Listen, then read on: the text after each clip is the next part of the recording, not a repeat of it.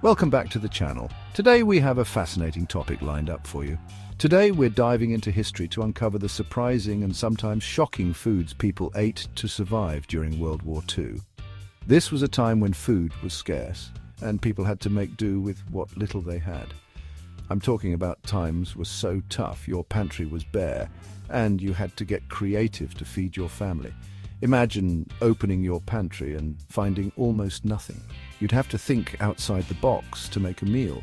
We're talking weird food, guys.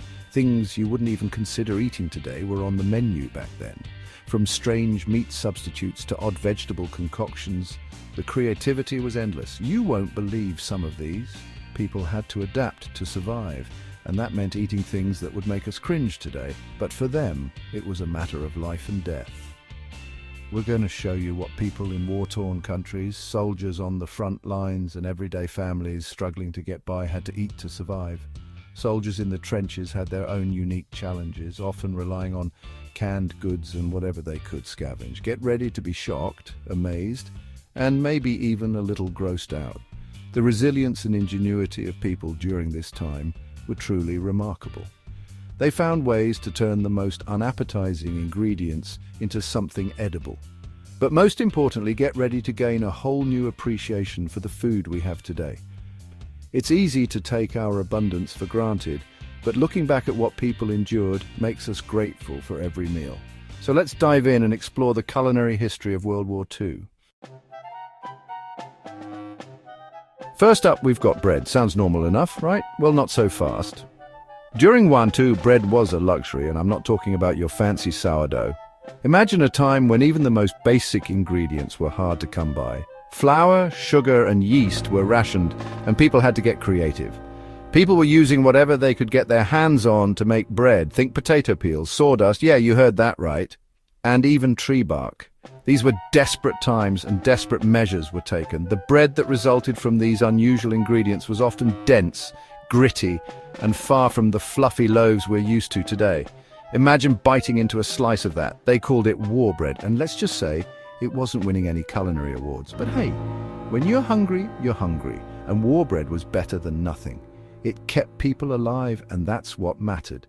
The ingenuity didn't stop there.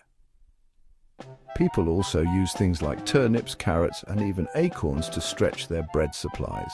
These ingredients were often ground into a coarse meal and mixed with whatever flour was available. The result was a bread that was heavy and dense, but it provided much-needed sustenance. The texture and taste were far from pleasant, but in times of war, survival was the priority. Families would gather around the table, grateful for any food they could get. War bread became a symbol of resilience and resourcefulness. So next time you enjoy a slice of your favorite bread, take a moment to appreciate the luxury it represents. For those who lived through World War II, bread was more than just food. It was a testament to human endurance and creativity in the face of adversity. The story of war bread is a reminder of the lengths people will go to survive. It may not have been delicious, but it was a lifeline during one of the most challenging times in history. In the end, war bread kept people alive, and that's what mattered. It stands as a powerful symbol of human resilience and the will to survive against all odds. Now, let's talk about something a little sweeter. Chocolate. But don't get too excited. Chocolate was a rare treat during war, mostly found in care packages sent to soldiers on the front lines. These weren't your gourmet chocolate bars either. We're talking about military-grade chocolate designed to withstand extreme temperatures and rough handling. It was often bitter and gritty, but for soldiers craving a taste of home, it was like a gift from heaven. Next up, we've got potato soup. Potatoes were a wartime staple, and for good reason. They're easy to grow, relatively cheap, and surprisingly filling. But when you're eating potato soup day after day, it can get a little old. To add some flavor, people would get creative using whatever herbs, spices, or scraps of meat they could find. Sometimes even that wasn't enough, and the soup was thin and watery. But hey, it provided much-needed calories and nutrients. And that's what mattered. Chapter 4. Coffee substitutes. Don't call it coffee. Now, let's talk about everyone's favorite morning pick-me-up coffee. Except during World War II, real coffee was scarce, so people had to get their caffeine fix elsewhere.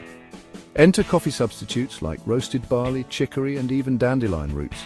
These substitutes didn't taste exactly like coffee, but they provided a similar bitter, roasted flavor. Imagine starting your day with a cup of dandelion root coffee. It might not sound appealing now, but back then, it was enough to get people going. Chapter 5: Wild Berries, Nature's Candy and a Lifeline. When food was scarce, people turned to nature for sustenance. Wild berries, which grew abundantly in many areas, became a valuable food source. Families would spend hours foraging for berries, which they'd eat fresh, turn into jams, or use to make pies if they had enough ingredients. Berries were especially important for children, providing them with essential vitamins and a touch of sweetness during a difficult time.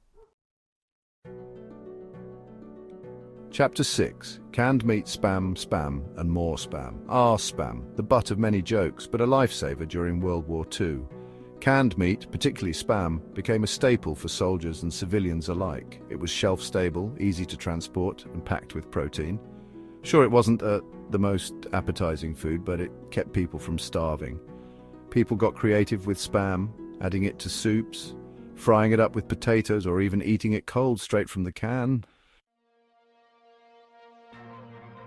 Chapter 7: Hardtack, the biscuit that could break your teeth. Next, we've got hardtack, a true testament to the resilience of the human spirit and stomach.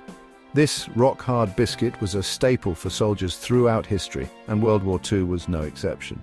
Made from flour, water, and salt, hardtack was designed to last for months, even years. The downside? It was incredibly hard, hence the name. Soldiers would often have to soak hardtack in water, coffee, or soup just to soften it up enough to eat. During World War II, people on the home front were encouraged to plant victory gardens to supplement their rations and support the war effort. These gardens were a symbol of patriotism and self-sufficiency. Families would grow their own vegetables, fruits, and herbs, turning their backyards into mini-farms. These gardens not only provided fresh produce, but also boosted morale and fostered a sense of community. When times were tough, communities came together to support each other. One way they did this was by organizing community stews. People would pool their resources, sharing whatever scraps of meat, vegetables, or grains they had to create a large pot of stew that everyone could enjoy. These stews weren't always fancy, but they were a symbol of solidarity and a reminder that even in the darkest of times, there was still hope. Okay, this last one is not for the faint of heart. In some areas, when food was extremely scarce, people resorted to eating squirrel meat. Squirrel meat is surprisingly high in protein, and it was a readily available source of food in rural areas. People would trap squirrels, skin them, and then cook the meat in stews, soups, or over an open fire. It wasn't pretty, but it was a means of survival in desperate times. Thanks for watching. We hope you enjoyed this deep dive into the culinary history of World War II. It's fascinating to think about how people adapted to the harsh realities of wartime rationing. The creativity and resilience shown by those who lived through that era are truly inspiring. They had to make do with limited ingredients and still managed to create meals that sustained them through incredibly tough times. If you found this video interesting, make sure to like, subscribe, and hit the bell icon for more fascinating content. We have plenty more stories from history that will captivate your imagination and give you a new perspective on the past. Your support helps us bring these stories to life and share them with a wider audience. What would you have eaten to survive? Imagine having to rely on ration booklets and standing in long lines just to get basic necessities. The food options were limited, and people had to be incredibly resourceful.